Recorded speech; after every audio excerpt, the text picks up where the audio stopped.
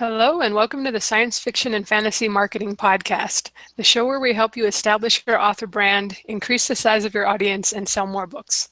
I'm Lindsay Baroker, and I'm here with my two co-hosts. I'm Jeff Poole. I'm Joe Lello. All right, and we've got a great guest for you this week, Craig Martelle. He's a successful science fiction author with numerous solo books out there, as well as a lot of collaborations, and we'll be asking him about all that. He spent more than 20 years in the Marine Corps and also had a business consulting career, and he brings his experience with both to his writing. Although Craig has written in multiple genres, what he believes most compelling are in-depth characters dealing with real-world issues. Just like Star Trek, the original series used a backdrop of space, the themes related to modern-day America. Life lessons of a great story can be applied now or 50 years in the future. Some things are universal. I wanted to include that part of your bio, Craig, because I loved the original Star Trek because they always had a message. It wasn't just blow up the bad guys. They never relied on the fancy stuff. Even though Scotty would come to the rescue, it still was really about the people.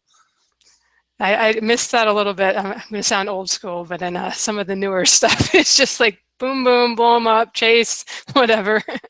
Yep. CGI carried the day.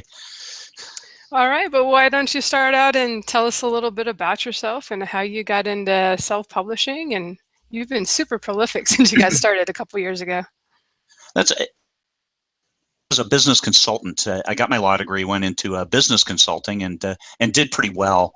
My specialty was business diagnostics, but really it came down to leadership training and continuous improvement and how people embraced the desire to get better, do better today than they did yesterday. You have to measure it in order to manage it. That's a good consultant saying. But you've seen a lot of independent authors track their word counts. I think traditional authors are tracking their word counts as well. It's all just a way to gauge yourself against yourself. You're not really racing against anyone else, except Lindsay and I change places on the sci-fi author rankings every now and then, and it's good to see, good to be in that kind of company. But what happened was I was working on the North Slope, and the previous winter was got the lowest I ever experienced, minus 74 degrees Fahrenheit. I'm 52 years old, and I'm thinking, man, this is cold. It's kind of miserable. The people aren't really that happy because of oil prices had dropped, and it wasn't great. There were great people up there, but so I retired from that business, and I said, hey, I'm gonna have the best lawn in the. I'm not gonna say it sucked. I'm not gonna do that, Jeff. Sorry. Oh, I just did. So I'm going to have the best lawn in the whole neighborhood. Well, after this unfortunate with a can of gasoline and me wearing most of it and being on fire, I decided that probably yard work wasn't in my best interest. So I came in and I said, hey, I need to do something that involves less gasoline and less me outside. And I started writing my first book because, hey, I'm like most people, I always wanted to write a book. And 61 days later, I had a 100,000 word book. I wrote it, had no clue what to do, said, hey, I'm going to, for a month, I'm not going to do anything. I'll write another book, and then I'll edit it because I'm going to edit it with a fresh mind. I read it. I'm like, hey, some of this is pretty good. A lot of this is needs help. So fixed it and did what I could. And then I had no idea on a cover, no idea how to find a professional editor, worked through it, and finally said, screw it, I'm just going to publish it. So I published it, and there it is. It's out there. And just like everybody who does it that way, it didn't sell. Okay, so my dad, my biggest fan, he bought he talked a few other people into buying copies. And then it's like, okay, people liked the story. There were some technical issues with the book and stuff like that. But it got me into the business, and it got me thinking, well, how can the next one be better? And so finally I put some bad covers on my science fiction series, but finally I got a hold of Tom Edwards, and I said, hey, if I buy 3 covers, and there we go. That started the real science fiction course. I have a cover that is high speed. It looks like the covers of books that I was reading that I really liked, Nick Webb's, Josh Dalzell's, and I said, hey, my books have these same covers. And so I went back in, I got a professional editor, and started doing those things that professionals do, even though I was independent. And that first book, actually somebody read it and said, hey, and a traditional publisher bought it. So the first book I ever wrote is now 4 books and Noble. I shared that picture a couple days ago. Somebody took a picture of it in Barnes & Noble, San Francisco. So that's it. Doing a little bit better each day, writing a little bit more, trying to maintain a certain pace of writing.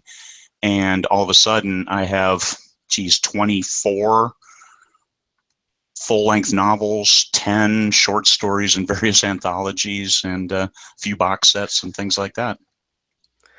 Yeah, it can add up quickly if you're able to keep up that pace. How's your yard doing? Is it has it been neglected and taken over by the bears? It is completely neglected. I will have to hire somebody if I want it anything less than looking neglected. However, it provides us a great amount of security because it looks like and privacy because it looks like a massive jungle around our house. All right. I guess we should mention, too, for those who don't know, that you're in Alaska, and you said 150 miles south of the Arctic Circle. Was that it? So if the internet is a little choppy or drops off at some point, it's because Craig got eaten by a polar bear. So don't worry, guys. Yeah, we're way up here. We're happy to have internet at all. So this is a bonus. The first 2 years we had really rough internet through satellite internet. But now it's much better. We go through a cell, and it's really, we live about 10 miles outside Fairbanks, in between Fairbanks and Fox, Alaska. So I always give Chris Fox a hard time that I live in Fox, but here we are. It's a great environment to write because we're fairly isolated, and it's really a beautiful part of the world. I call it God's country because it is so nice up here. Yeah, that's this is a great thing to be writing science fiction now, because the stuff that used to be science fiction is just what we have. So I got a question about when you're preparing to write a book. Again, you said you basically in 2 months ended up with 100,000 words. Do you have a target word count in mind when you start writing a book? I do. My the Nomad series, the Terry Henry Walton Chronicles that I'm co-writing with Michael Anderle, I target 60,000 words for each of those books. However, the story tells the story, so the books range from anywhere from 51,000 to the last book, which was 117,000 words. So, yeah, it was going to be a sort of a follow-up question. Is like, do you hit your target? Because it's become notorious on this show that I try to write shorter, and I very seldom succeed. So it's nice to know that other people let the story dictate the length of the story too. Yeah. When you say you aim for 60,000 words, is that like calculated to maintain release speed, or just do you feel like that's as long as a book should be?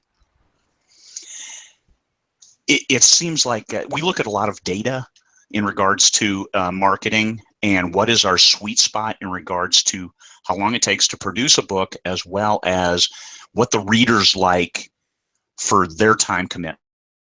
When book, what can they digest the best? And 60,000 words seems to be the best. 50,000 seems a little short. 70,000 is okay. So we just targeted 60,000 because of reader feedback. That seemed to get the most positive feedback. And that being said, the most recent book that's 117,000 words is 4.9 rated on Amazon, and gets reviews like the best book yet. So maybe our data is limited. Yeah, well, if it's a a good story, it's a good story. And I guess I should just say one last thing, but like if you end up with a book that's tremendously over your estimate or your goal, do you ever think about splitting them up, or do you just feel like, again, this is how long the story needed to be? This is how long the story needed to be, because we introduced a lot of secondary characters, and as we're racing towards the finish, book 10 is going to be the last book because we contracted for 10 books with our narrator. We have to finish in 10, and I introduced too many characters, so there's a lot of side tendrils that need to be brought back in together. I did that in the last book with the length in order to be able to finish with the 10th book, and I am on track for a 60,000 word finish, and then it'll lead on to another tendril. The first book I wrote, the 100,000 word book, when the traditional publisher looked at that, said, post-apocalyptic, this genre, 50,000 is the sweet spot. That's our target. So we'll add a little bit, add a third book and make it a trilogy. So I split that book into, first book was 50,000, second was 55.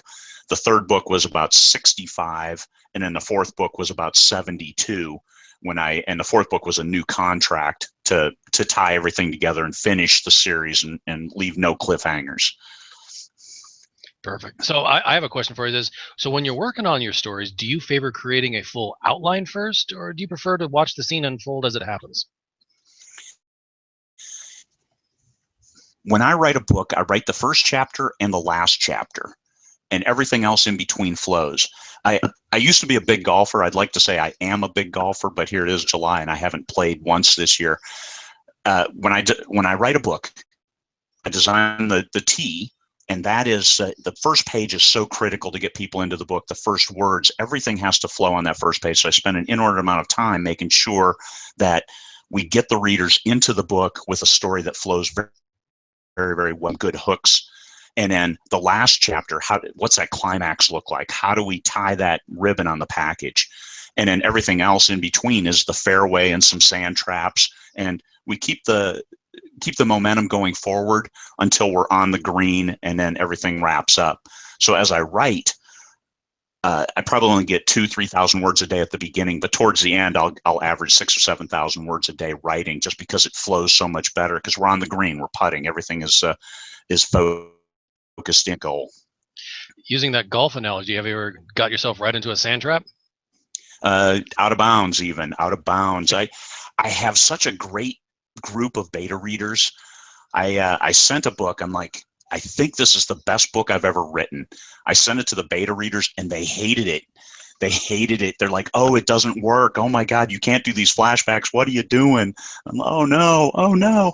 So I had a deadline, and in 2 days, I spent 22 hours. I rewrote that book. And it didn't get great reviews. I'm at 4.7 on Amazon, so it did pretty well. But that rewrite helped it from losing readers at that point, because that was book 7 out of a 10-book series. So yes, sometimes we do go off track, but that's the great value of trusted beta readers, trusted agents to look at your stuff and say no. So I'm not the only one. Good.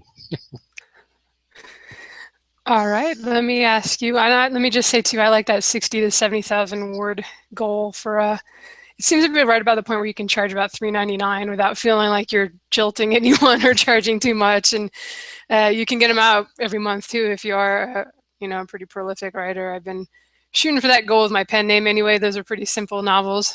She's doing much better in the science fiction rankings this summer than I am, but because I haven't been releasing anything. But I'm with Joe. I have a tendency as the series goes on it gets longer and longer. It ends up being more like 120,000 words, like it sounds like your recent one was. I am curious, you've done the space adventure stuff and also the post-apocalyptic, I can never say this word, apocalyptic series. I guess I can never write it since I can't pronounce it.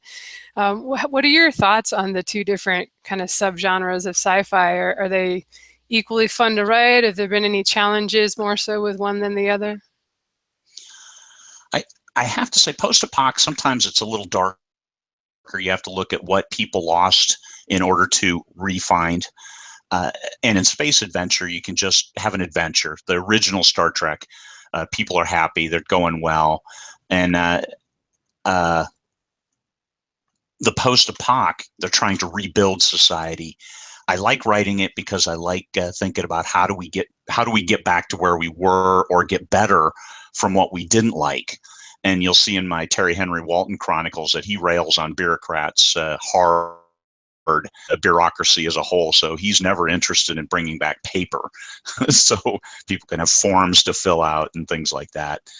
I like space adventure. I like the original Star Trek. This post-apoc series with Michael Anderle was supposed to be 4 books, but 4 books and 240,000 words, and it's going to be 750,000 words in 10 books. And but it's going to end with going out to space. So we get into the space opera, the Spacer, the alien contact, and all that great stuff that made the original series of Star Trek so great. How did they handle these interactions with aliens, with other races, in a way that puts the best face on the humans, on the adventures, without alienating people? And those were the great stories. Those were the great social issues of the day. I saw Star Trek, the series, when it first came, 60s. I was old enough. I remember that because my brother was 8 years older than me and 13 years old. It was right in his wheelhouse. So I got to sit there and watch too when I was only 5. It was great. It was very impactful. And looking at what was going on in the 60s, you can see Star Trek addressed those issues, those social issues, in a way that was safe for people to discuss. And you can't ask for better than that, I think. Yeah, that's one of the fun things with science fiction and fantasy is you can make very big statements about the world and politics and religion, but it's not, because you made up, these political factions and these religions. All right, let me pass you to Joe. Yeah, I think Twilight Zone was sort of predicated on the same concept where, like, well, we're not allowed to criticize these people, but we can criticize things that are, allegorically identical. That's a great example. I'm sorry to interrupt, but the one where she's wrapped up completely in covers and they're like, oh, we fixed her. We tried to fix it, and they unwrap it, and she's a beautiful woman. You're like, oh my God, what? It worked. And then she's screaming in terror, and everybody else has duck faces. Yeah. So it was a great statement on, like, body shaming of today. Absolutely. Hey, it's just because you're different doesn't mean bad. Precisely. So what great stories. Yeah. Well, he was a tremendous storyteller. Speaking of storytellers, so you obviously you enjoy sci-fi as a genre, like watching. Do you read the same genres that you write? I do. That's where I saw the covers. Nick Webb, Josh Dalzell, great indie authors who write great stories. Chris Fox's stories.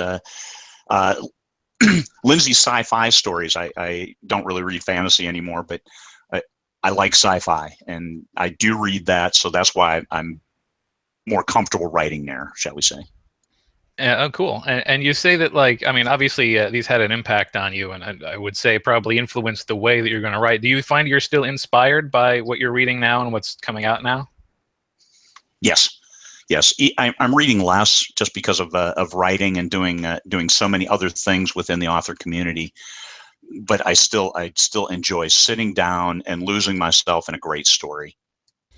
Yeah, one of the sad things about becoming a particularly prolific author is that you start, losing the opportunity to immerse yourself in your art as produced by other people. It's almost like a chef not being able to cook his own meals anymore.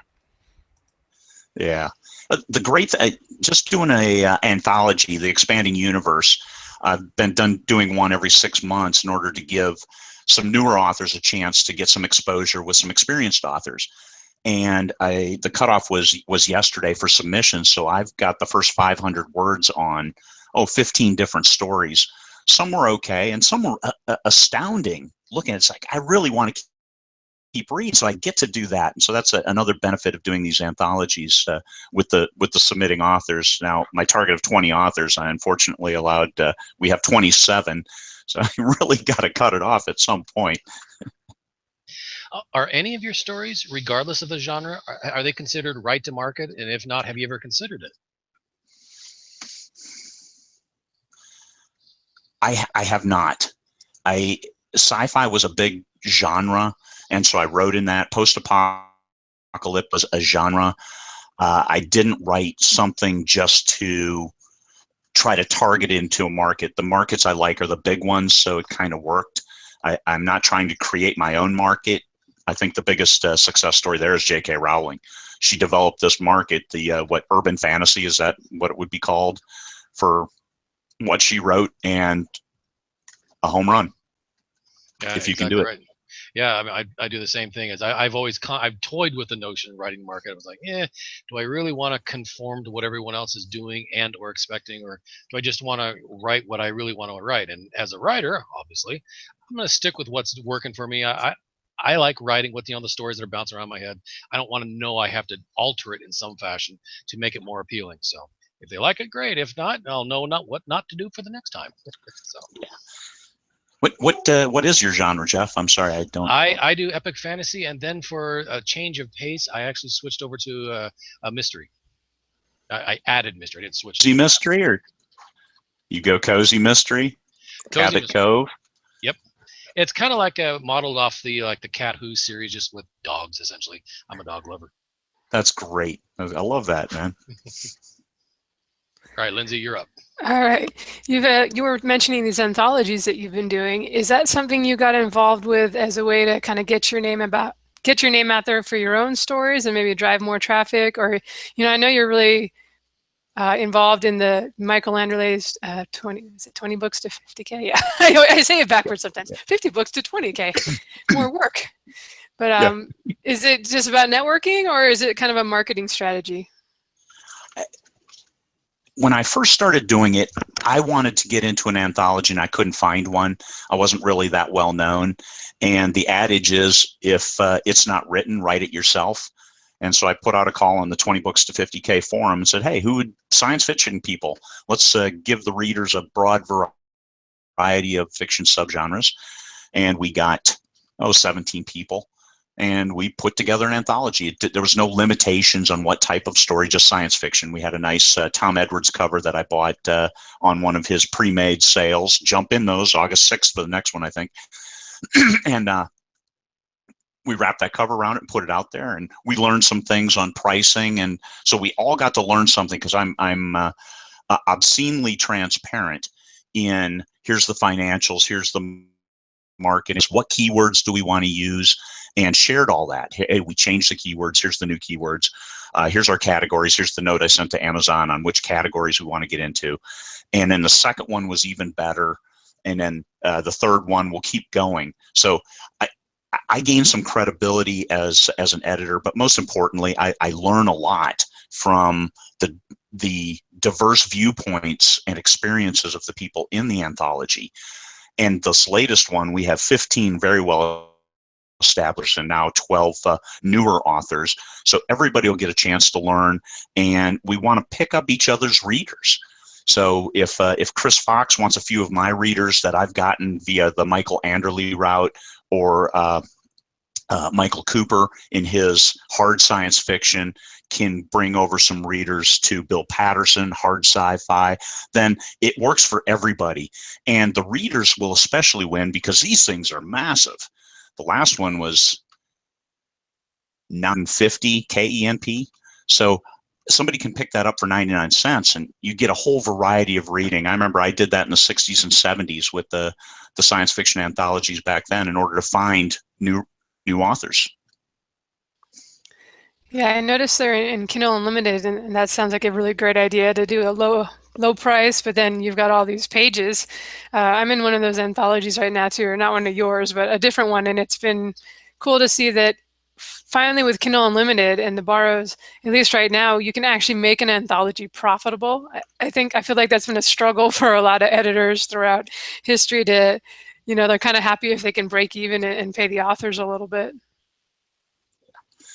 That was the first one. I had a buy-in on the first one, but I realized we really didn't need that because you get your money back within the first couple days, and then stretching it out, trying to improve the size of the tail, do countdown deals, and then right before we pull it from Kindle Unlimited, everybody their stories back, we'll do a free week, or the 4 days you get, 5 days, in order to maximize exposure.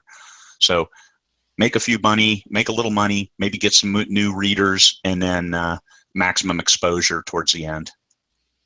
Yeah, and like I've been involved in these things too. It's kind of nice for the people in it, not just for all of that, but also they end up with a short story, then they can sort of repurpose for other things. I get a lot of use out of the original short stories I wrote for compilations stuff. So when you're assembling an anthology, you talk a little bit about this. Do you prefer to put out a call for submissions, or do you recruit people, or what do you think is the best combination of those? A combination, like you said last. A recruitment in order to get the anchors of the Anthology, the people who are going to bring in the majority of the readers, but they can also get some of the other big name readers if they don't have that crossover already. And then we want to give newer authors and those people with 1 or 2 books, 2 or 4 reviews total on their books, and just are having a hard time finding an audience. And this last time I had submissions, so we had probably 25 different people submit 500 words, and we looked through it and said some people are struggling. I gave every person feedback. Hey, this is why this story isn't going to work for me, or hey, this is what you need to do, or cut out an example of a sentence that had multiple typos and says to be publication ready. It's the first 500 words.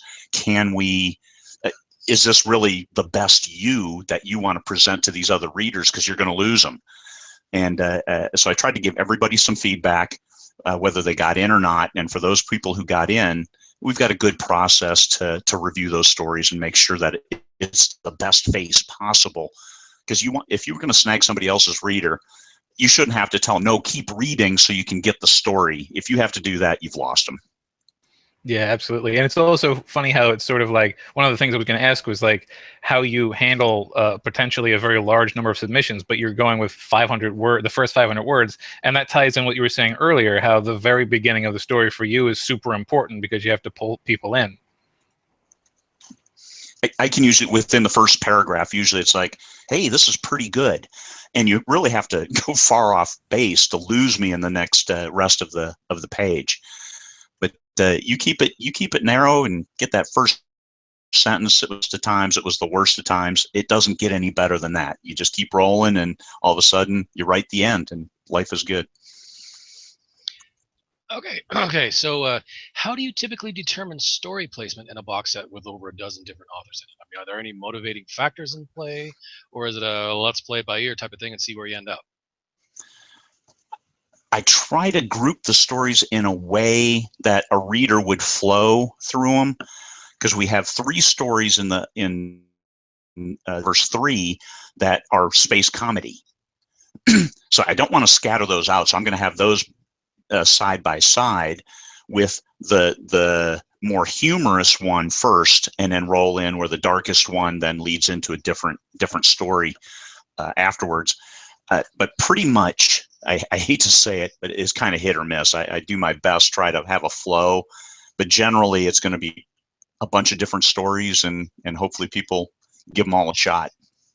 Alrighty, I have a question for you from one of our viewers there, a guy by the name of James Burwell. He says, Craig talked about how he writes the novels, but I was wondering if he plans the series up front, series Bible, or writes each book as ideas come to him. We have an overall story arc. Here's what we want to start with. Here's how we want it to end. Like I said, when a single book, I'll write the beginning and the ending, and that's that self-contained stories. I don't want paper form. Then we have the overall story arc, and those books will fit within it. And that initial 4-book arc on the Terry Henry Walton Chronicles, 3 books in, it's like there's no way we can cover what we need to in the 4th book to get the arc, because the arc was solid, the original story arc. And to get there, it took 10 books and an awful lot of words. So we do have an idea for the series. I have one that we're working, a co-author lined up. We're not going to announce that yet. It's called the series called Dark Landing.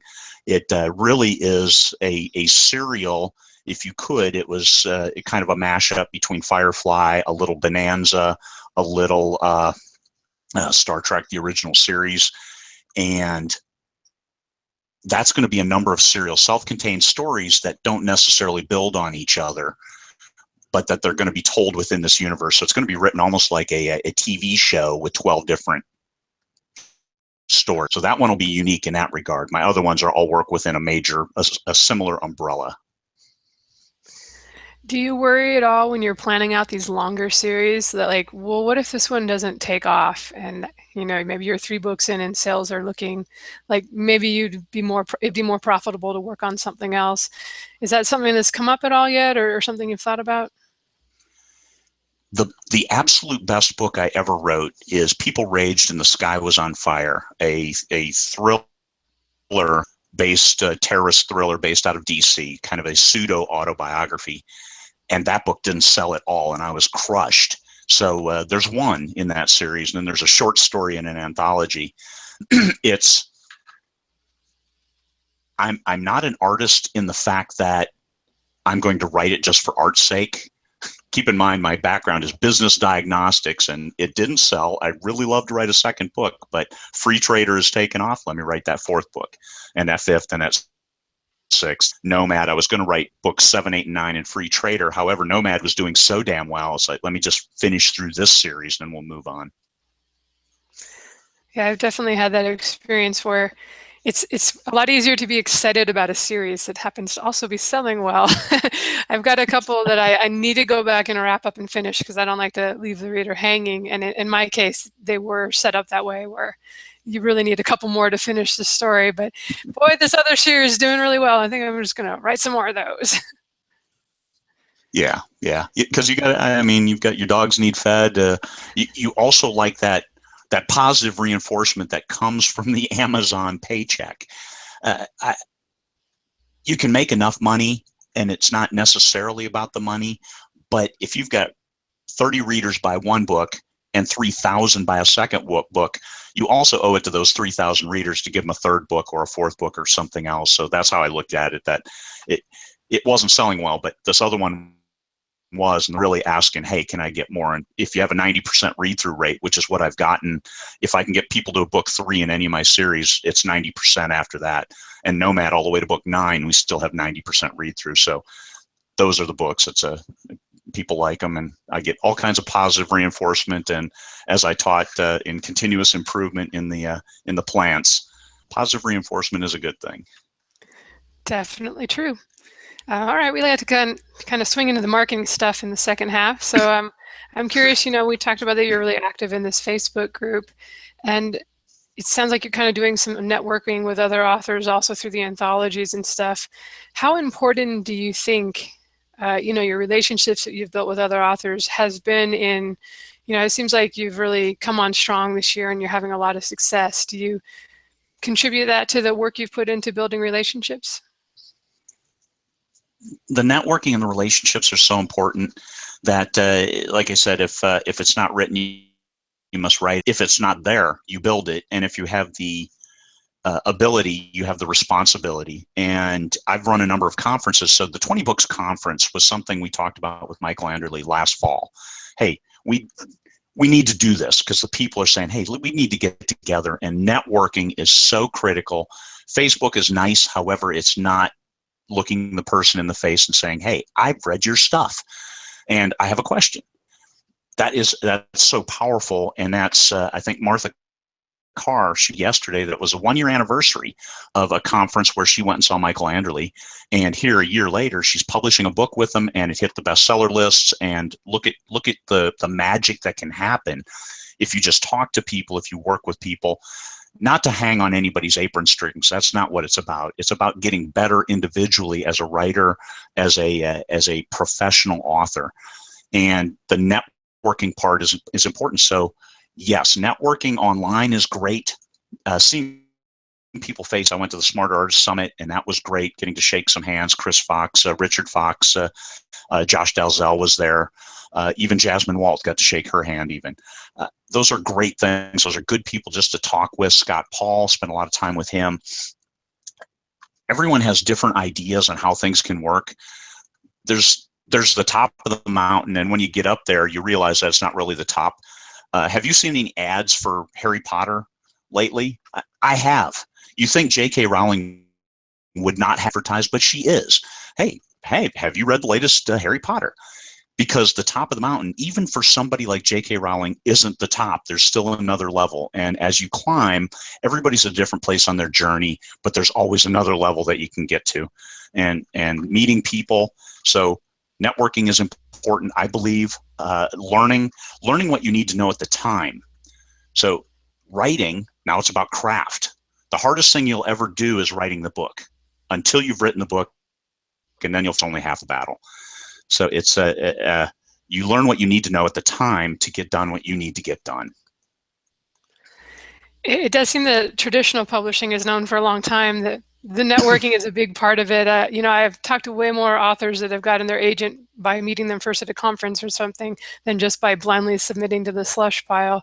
So I think it's really great. Like, I know you're doing this conference here in November. I'm actually signed up for it in Las Vegas. Are you guys sold out, or are you still accepting people? Still accepting people, but it's really close. We've got I think about 40 slots left. I called the hotel and they hooked us up with a few more rooms at the room rate. Now it's way off the strip, so a lot of people are staying on the strip. So when they're not at the conference, there's a lot of stuff they can do. But we're close, and I want to cut it off at 400. The room will hold 600. I only ordered 500 notebooks and pens, so 500 is the physical limit. Otherwise, no pen for you. All right, yeah, you don't want to jilt people on the pens, man. You gotta you gotta have enough for everyone. Don't want bitter authors. Swag. Everybody wants their swag.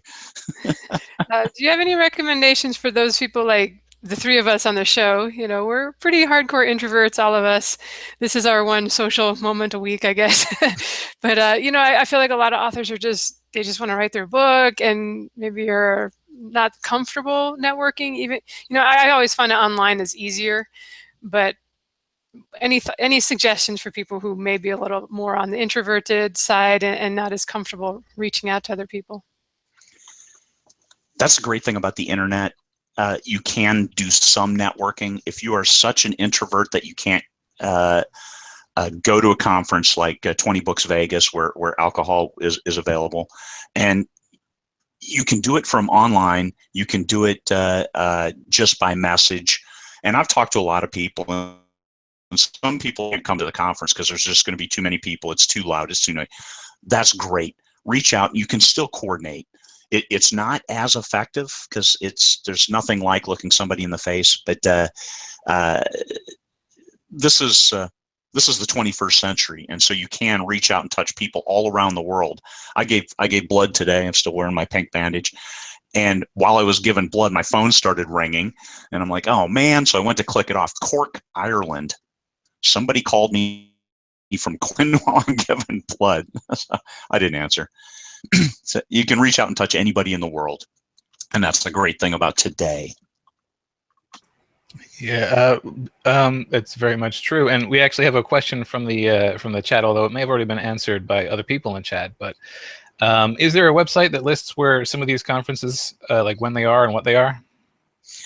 Oh, you know, we don't have a consolidated list, and that's a shortcoming on my part.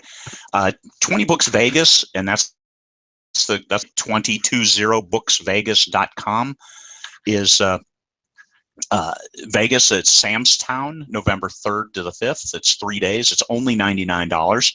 We kept the cost to the bare minimum to cover a little bit of swag, to cover lunch on Saturday, and some drinks, coffee, mainly for me, on Saturday and Sunday. It starts at 1 p.m. on Friday and ends at noon on Saturday. It's at Sam's Town, so we're kind of off the strip. And then there's 20 Books London, and that's the website is 20BooksLondon.com, and that's February 3rd and 4th, 2018, at Runnymede-on-Thames, which, as I've been told, isn't London. Yeah, I was surprised too, man. I didn't know what to do about that, so I would put 20 Books London, Runnymede-on-Thames, and then put in parents, almost London. It's very close to Heathrow, so it's convenient for me. But that's 165 pounds sterling for 2 full days, Saturday and Sunday. Mark Dawson has committed. He's probable for coming and speaking. Michael Anderley will be there. I'll be there. Derek Murphy is tentative. Honore Corder is tentative in coming.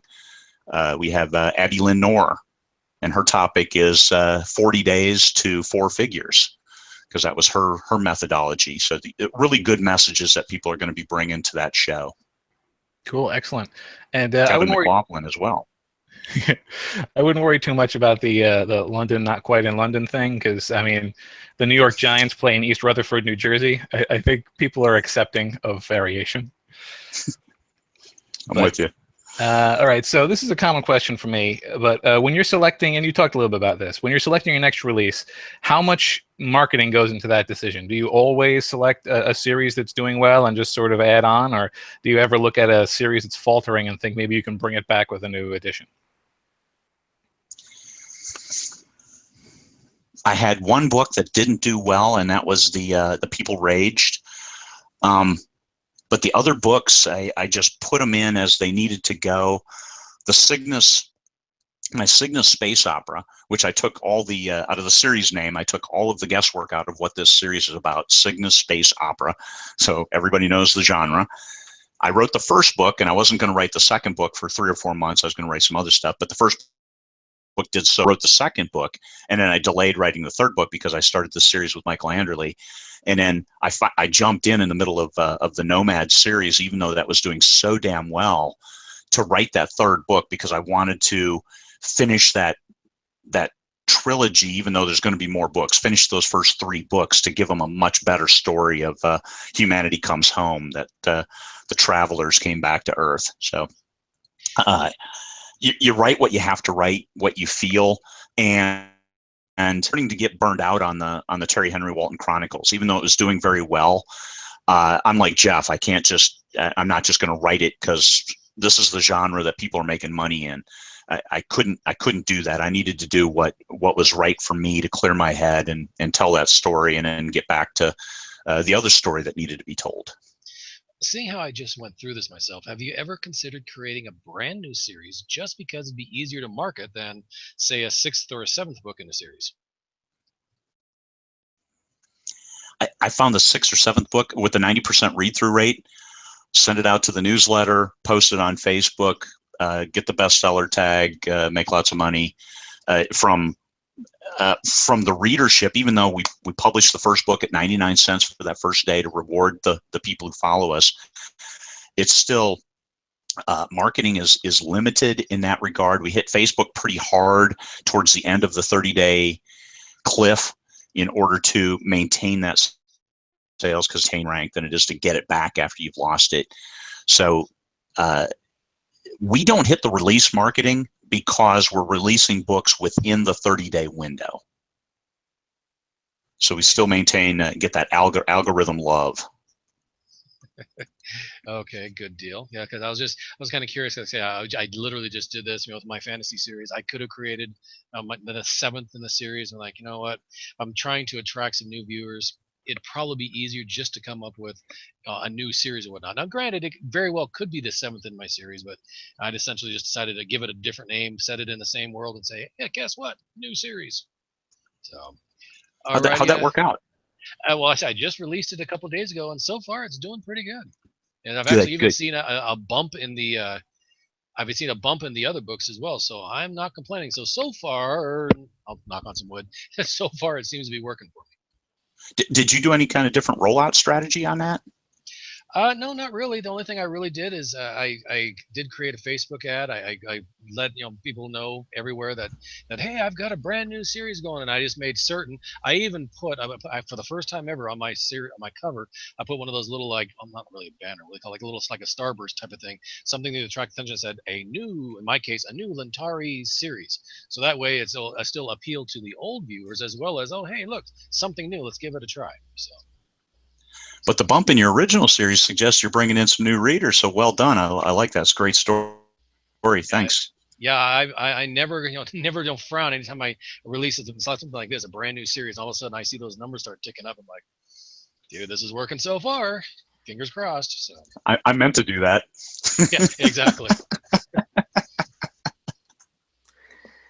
All right, Craig, I have a question for you. I noticed when I was surfing through your library there that you had a box set of starter books, and I actually did something similar earlier in this year. I put 4 book ones in, and then I wrote a new novella so I would get everyone to buy it. That was the plan, and it's done all right. I was curious how you're using yours, and if you think that's a good marketing tactic for people who have multiple series out. I learned that one from Mark E. Cooper, because he does that with the first book of his series. He calls it his starter library. He offers his for free and wide. So you can get it anywhere. You go to his website, you download those books. And I thought, hey, let me give that a try. But since all of my readers are Amazon, I'm going to KU it. I'll put it in Amazon because I don't want to get a Nook reader and then enrage them because none of my other books are in Nook. So I did that. I priced it at $2.99 is all. I did some marketing. I put it for free. I use the free days each quarter. I have, oh my God, I've had 20,000 downloads on the thing, and it has ticked up my reads in the book twos of my other series. So I think it worked out pretty well because I actually only put 3 of the 4 because the book is not in Kindle Unlimited, so I couldn't put that in there even though it's on the cover. However, after the 3rd book, there's a link. Hey, you can get this book for free if you join my newsletter. So not necessarily a bait and switch, but to get that 4th, that short story, which was in an anthology, all you got to do is sign up for my newsletter. It's easy. So I've gotten some good newsletter signups and as well as gotten people into the series. Yeah, I like it. All right, good. Mine are all wide, so I don't have the KU thing I can do with it, but I put mine out at 99 cents. I haven't done a free run yet, but later if I can get some ads on it, I'll try it. But it's done surprisingly well considering I kind of did it and then forgot about it. And I do think it really helps. It's like another thing you can advertise too, besides, you can advertise your book so many times, and then if you do a box set of 1 through 3 or something, you can advertise that. And then here's one more thing that maybe people haven't seen quite as much. Yeah, here's one more item I can submit to BookBub for their consideration. I'm batting 0 for 43 right now, actually. So I think BookBub won't take this. I think they might have a rule about box set has to be all by one author and all in one series. I'll have to take a closer look. I'm not sure. Oh, okay. Because that is all in one series. Oh, okay. I'm not positive, but I feel like I know somebody that was rejected for that, and I know they've rejected me for things that don't quite follow they've got their little rules you got to know and pay attention to for sure. Okay. On some of your book pages, I noticed that you're using the editorial reviews sections to list all the books that you have out. And it's probably hard to tell if that's helping or if that's useful, but have you heard anything from readers that they appreciate that it's easier for them to just have a spot where they can see that? You know what? I have not.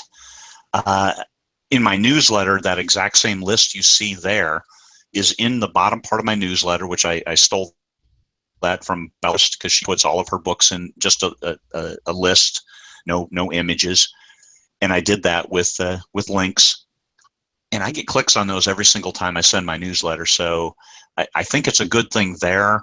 I haven't gotten any complaints that it makes the Amazon book page too long or anything like that. Even though I look at it and I have to scroll down too far, I'm going to have to rethink that because it does make the Amazon page very long. Before people can get down to the rank, the Autobots and stuff like that. I'm always curious when I see like people putting an excerpt or something, because you do have to scroll down to see the reviews and that sort of thing. I wonder, does that work for people or not? And I think it is hard to tell. It's not like they're going to tell you what your click-through rate was or something. No.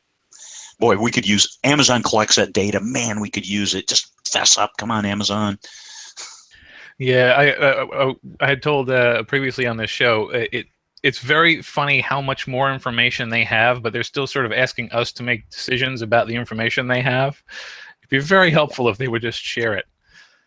But all right, so you talked a little bit about this earlier, but like your covers. Well, how do you do your covers? What's your cover process? I try to get them as far in advance as possible. I like having the cover done before I write the book. And that's a trick I learned from Chris Fox, because I was writing the book and then trying to find the cover for the book, and that was just delaying the release of the book. It's better if you can give an artist, hey, here's what I'm thinking for the story, here's a blurb, and then they do the artwork. I am very, very bad when it comes to visual arts. I can't really describe what I want or what looks good. I'll know it when I see it, and that's not good guidance for artists. So I tell them, here's a story, here's a great scene from the story. Can you replicate this? Tom Edwards is fantastic at doing that. You get that light enough, and I would always reduce it down to thumbnail size to look at thumbnail size, because that's your key indicator. Is the typography work? Does the artwork work? And I actually have Tom does the artwork, but I have somebody different do the typography, just to make sure that we get it exactly right in a different way, because people have their talents. Having that cover ahead of time is so key. I work with Christian Bentalon. I describe something, and one thing that I also insist is that all my covers are unique. I don't like see my stuff on other covers or covers with other clip art. So no clip art or wildly changed. So all my covers are unique. Yeah. Well, since you have your cover before you have your story, has an element of the cover ever changed what was in the story? Yes. And that was the Cygnus Space Opera, because Christian designed the spaceship for me on my specifications, because I'm not a big fan of Vitic plates or something like that. I want the spinning, so the perception of gravity, shall we say. So I wanted a round ship, and he put some stuff on there. I'm like, oh man, I like it. It's not what I described, so let me figure out how to work that in, and I did, and it works out great. Okay, my next question, actually, you pretty much already answered with regards to mailing lists, incentives, that sort of thing. But I do have a really good viewer question again. James, our asker from earlier, asked another good one. If Craig was releasing his first book ever in 2017, would he spend advertising money on promo sites like Bargain Booksy, or rather spend the money on AMS and Facebook ads? I wouldn't spend any money on ads on just one book out of the blue, my first book. What I would do is the big thing, and the biggest impact is get that story in front of more receptive audience. Like find beta readers, find other authors of that similar genre, maybe even new authors. Hey, you've got a couple people who've read your story. Let me pass yours to my readers. I'll pass mine to yours, and let's get feedback. Because first you want to find out, can I write a book that people are willing to buy? And if you don't get it out there, you can advertise it. But the problem with advertising is you might get no feedback. Hey, I sold 200 copies of my books and I got no reviews. It actually kind of leaves a bad taste in your mouth if you spend a lot of money and you don't get your money back.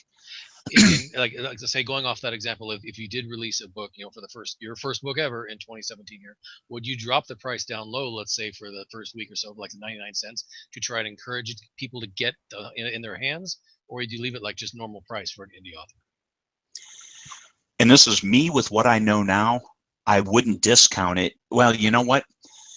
First book ever, I think that is good advice.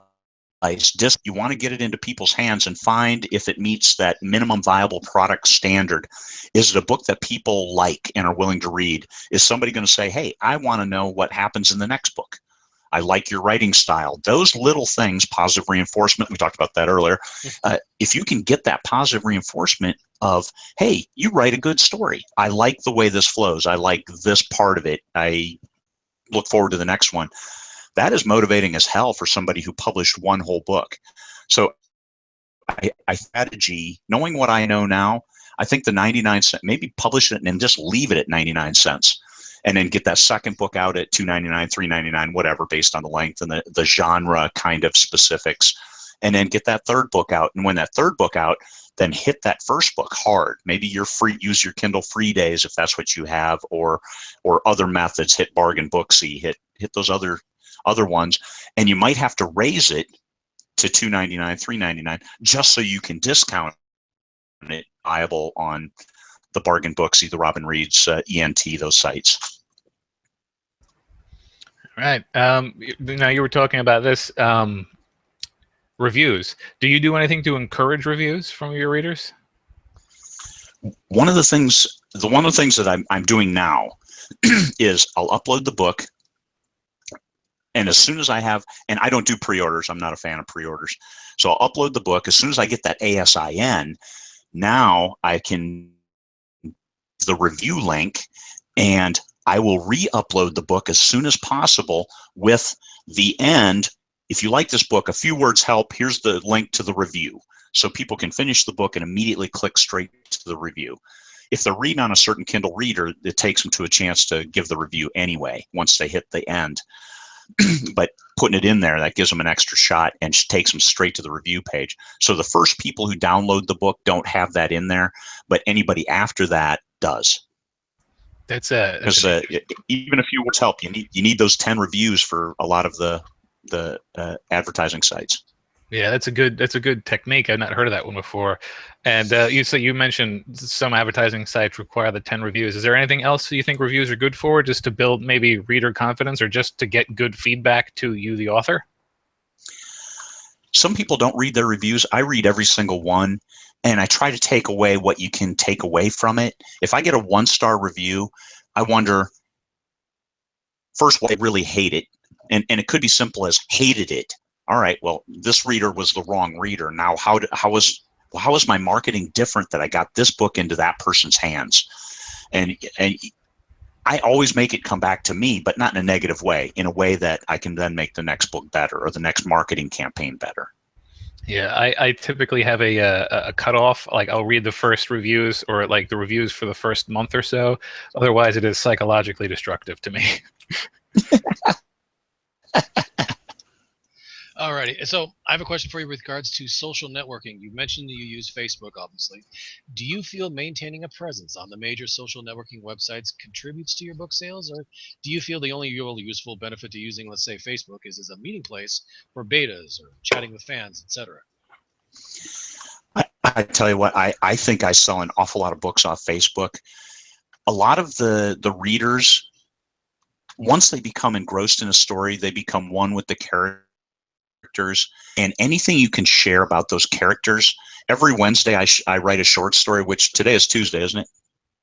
Oh, damn. I have a short story tomorrow on a couple of the characters of the Terry Henry Walton Chronicles, because I skipped some times and people were not pleased. They want every minute of Terry Henry Walton's life, and I couldn't do that and stay within our 10-book arc.